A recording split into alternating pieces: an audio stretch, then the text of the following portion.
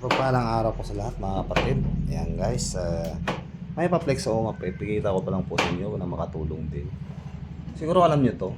Marami kayong makikita nito. Ayan na parang ugat lang siya. Napataas. Ingat lang dito huwag yung sensitive kasi ito sa katawan. Sobrang katin ito. Ayan guys, dikta rin ang gabay ko. Ayan. Gabay kong anghel.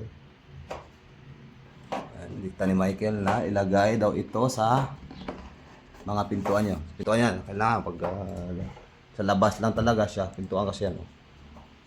Ayan, lagay yan dyan sa abit nyo. Ayan, pampataboy ng mga masamang espiritu, ng kamalasan, ng negatibong enerhiya na papasok sa bahay.